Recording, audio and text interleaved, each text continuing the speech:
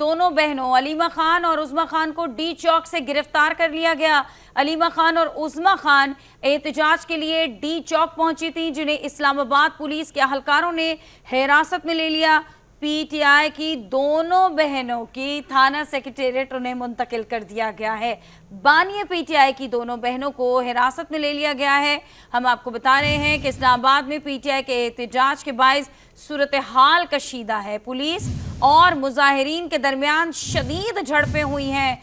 Police ने मुजाहिरीन को मुंतशिर करने के लिए उन पर शेलिंग की है ताकि मुजाहिरीन यहां से मुंतशिर हो जाएं, और ना सिर्फ शेलिंग बल्कि मुजाहिरीन पर वाटर कैनन का भी इस्तेमाल किया गया है।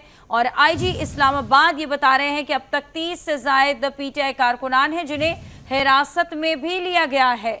जहां पुलिस और अमलाक पर हमले हो रहे हैं, उसका जवाब दिया जा रहा है। किसी को कानून हाथ में नहीं लेने दिया जाएगा, ऐसा पुलिस हुक्काम कह रहे हैं कि अगर कोई यहाँ पर सूरत हाल खराब देखने में आई, कोई कानून हाथ में लेगा तो उसके खिलाफ कार्रवाई होगी।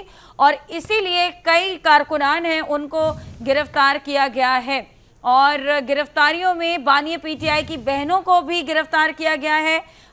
उनकी दोनों बहनें उज़मा खान और अलीमा खान पहुंची थी एहतजाज के लिए डी चौक। इन दोनों बहनों को पुलिस ने हिरासत में ले लिया है और बताया जा रहा है कि अब दोनों बहनों को थाना सेक्रेटेरिएट में मुंतकिल कर दिया गया है। इस्लामाबाद में पीटीआई के एहतजाज के बायस सूरत हाल कशीदा है। पुलिस और मुजाहिरीन आमने सामने हैं। एक तरफ पुलिस मुजाहिरीन को मुंतशिर करने की कोशिश कर रही है, उन पर शेल बरसा रही है, और ना सिर्फ शेलिंग बल्कि वाटर कैनन का भी इस्तेमाल किया जा रहा है मुजाहिरीन को मुंतशिर करने के लिए। और आपको ये भी बताएं कि इस दौरान कई ऐसे कारकुनान हैं जिन्होंने कोशिश की कि वो कानून हाथ में ले रहे थे। जिस तरह से आईजी इस्लामाबाद ये कहते हैं कि अगर अमलाक को नुकसान पहुंचाया गया और किसी ने कानून को हाथ में लेने की कोशिश की तो उसके खिलाफ कार्रवाई की जाएगी।